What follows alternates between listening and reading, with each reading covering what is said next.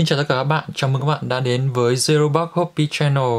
Đến với video của chúng ta ngày hôm nay là món đồ chơi DX Drill Crusher đến từ series Kamen Rider Build. Chúng ta hãy cùng xem qua cái hộp đồ chơi này trước. Thì ở phía trước này là hình Kamen Rider Build ở form Rabbit Tank. Và đây là Drill Crusher. Còn đây là Harinezumi Portal. Ở đằng sau chúng ta sẽ thấy hình ảnh hướng dẫn chúng ta cách sử dụng Drill Crusher và cách chuyển đổi từ dạng kiếm sang dạng súng, cũng như đồng thời sử dụng Bottle để dùng tuyệt chiêu với Drill Crusher. Cũng hướng dẫn luôn cách sử dụng Harinezumi Bottle với các bottle khác. Và đó là tất cả những gì được thể hiện ở trong box đồ chơi. Bây giờ chúng ta sẽ tiến đến với sản phẩm.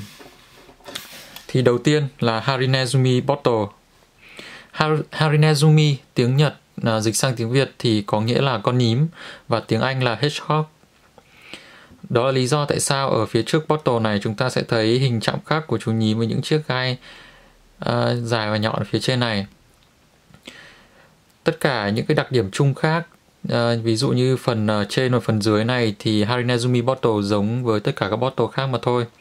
Các chức năng đều là như nhau. Thì ở phía trên này chúng ta sẽ thấy có hai chữ H và S là viết tắt của Harinezumi và Shobusha Bottle là Best Match Fire Hedgehog. Và hiện tại thì mình chưa có Shobusha Bottle, thế nên chúng ta sẽ không thể nào mà nghe được âm thanh của Best Match đấy. Tiếp theo là Drill Crusher. Thì vì chủ đề của Kamen Rider Build là cơ khí nên chúng ta sẽ thấy cái thiết kế của cái Drill Crusher này là hình dạng của mũi khoan như ở dạng kiếm. Và đây là các detail ở trên cái Drill Crusher này. Có hai cái đồng hồ đo là ở đây và ở chỗ này. Đây các chi tiết ở trên mũi khoan. Thì ở phần đầu này thì nó sẽ làm không làm nhọn để đảm bảo an toàn cho trẻ em khi mà chơi. Đây là các chi tiết ở mặt sau của Drill Crusher. Thì chúng ta sẽ cần hai cục pin AAA và gắn vào vị trí này. Ở đây là công tắc bật tắt của cái vũ khí này. Và speaker thì nằm ở vị trí này. Và bây giờ chúng ta sẽ cùng khởi động cái Drill Crusher này. Vừa rồi là âm thanh khi mà chúng ta khởi động. Và để kích hoạt âm thanh tấn công thì chúng ta sẽ ấn vào cái trigger ở chỗ này. Các bạn sẽ thấy khi kích hoạt âm thanh tấn công thì cái mũi khoan này nó sẽ quay. Và nếu chúng ta ấn thêm một lần nữa thì vẫn có. Khi chúng ta ấn thêm một lần nữa thì âm thanh nó vẫn xảy ra y hệt. Và ở đây chúng ta có thể ấn liên tục.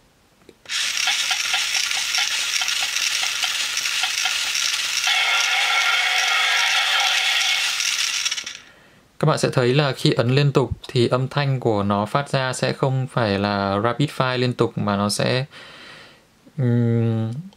không thể phát ra âm thanh kiểu liên tục được, mà nó sẽ phải đợi cho khi nào âm thanh nó phát ra được kết thúc thì nó mới tiếp tục phát ra âm thanh tiếp theo được. Nên vì thế khi mà chúng ta ấn liên tục thì sẽ không thể nghe được cái âm thanh, mà nó sẽ chỉ kích hoạt cái mũi khoan này quay liên tiếp cho đến khi mà chúng ta dừng lại. Đó là vừa rồi là âm thanh của cái Drill Crusher này khi ở dạng kiếm. Và bây giờ để chuyển sang dạng súng thì ở mặt sau này có một cái nút công tắc, cái nút ở phần này. Chúng sẽ ấn vào đấy và tháo cái mũi khoan này ra. Sau đó chúng ta sẽ gắn cái mũi khoan này vào cái lỗ ở đây. Thì nghe một tiếng click thì cái mũi khoan này đã được chốt vào cái phần này rồi. Và bây giờ là âm thanh của Drill Crusher khi ở dạng súng. Chúng ta sẽ thấy là âm thanh ở dạng súng sẽ y hệt âm thanh ở dạng kiếm. Đây là một điều rất đáng tiếc mà khi mà Bandai lại quá lười khi mà để âm thanh ở dạng súng và kiếm giống y hệt nhau. Có khác là chúng ta sẽ thấy cái phần này nó quay.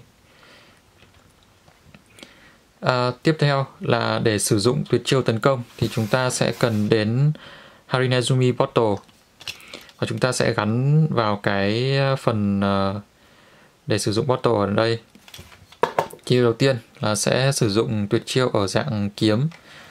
Thì chúng ta sẽ ấn vào cái nút nhỏ này để tách phần mũi khoan ra khỏi ở dạng súng và lắp lại ở dạng kiếm.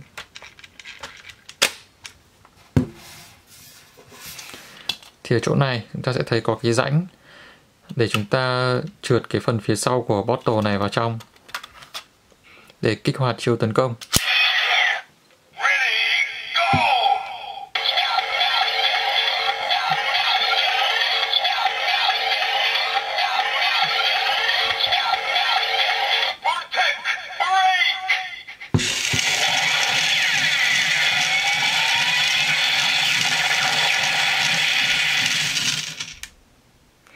Các bạn thấy là âm thanh khi mà standby rất là sôi động. Và vừa rồi khi kích hoạt âm thanh tấn công thì chiếc mũi khoan này nó sẽ quay, và cả đồng hồ, 2 đồng hồ ở chỗ này cũng vậy. Và bây giờ là âm thanh tấn công khi mà ở dạng súng.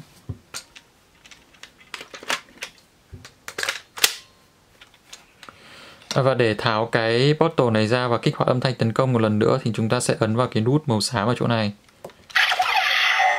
và tháo cái bottle này ra.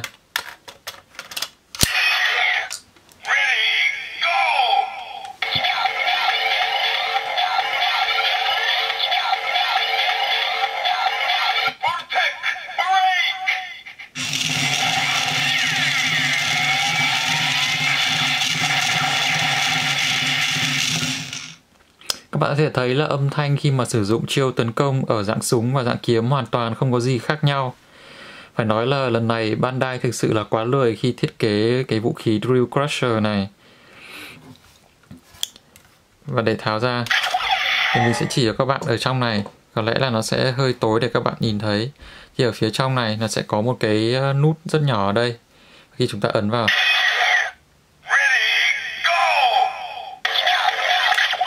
khi mà chúng ta ấn vào thì nó sẽ kích hoạt âm thanh chiêu tấn công của cái vũ khí Drill Crusher này.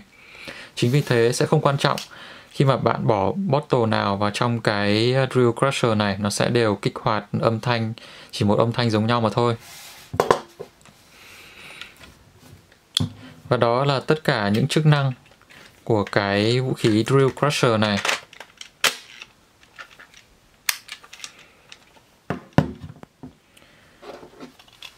Tiếp đến thì chúng ta sẽ nghe âm thanh của cái Harinezumi bottle này. Khi đó chúng ta sẽ cần build driver.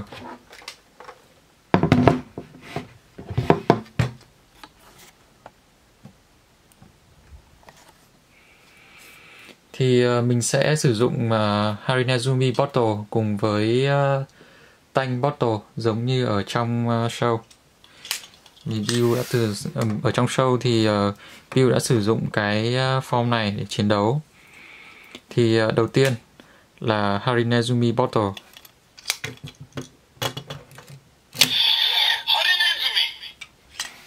Tiếp theo là tanh bottle.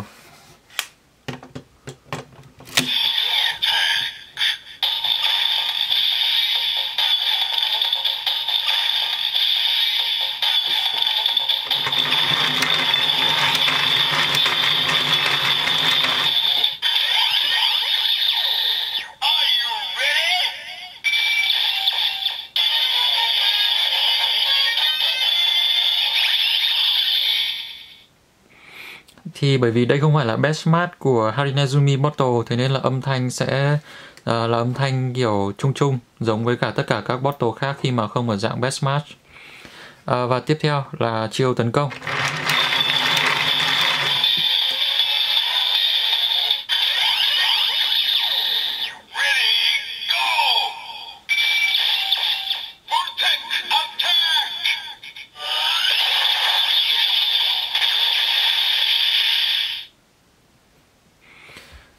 Và đó là tất cả các âm thanh của Harinezumi bottle khi không ở dạng best match.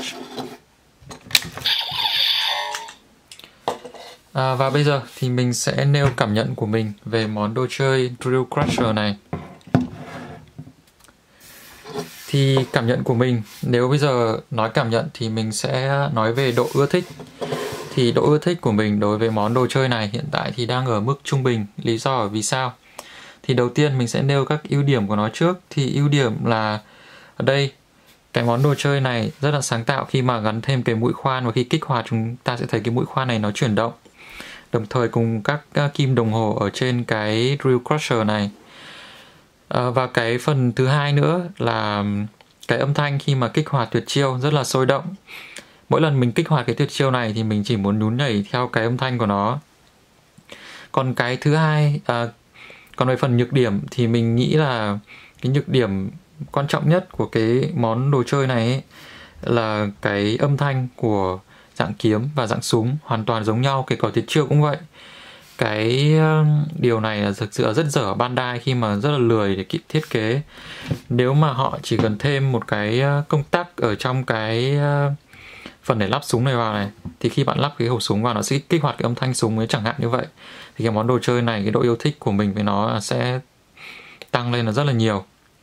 Ngoài ra thì ở cái form súng thì mình thấy cái chiều dài của cái khẩu súng này rất là vừa tay, cầm rất là vừa tay. Thì bởi vì đây là món đồ chơi thiết kế cho trẻ con nên ở dạng kiếm thì nó rất là ngắn.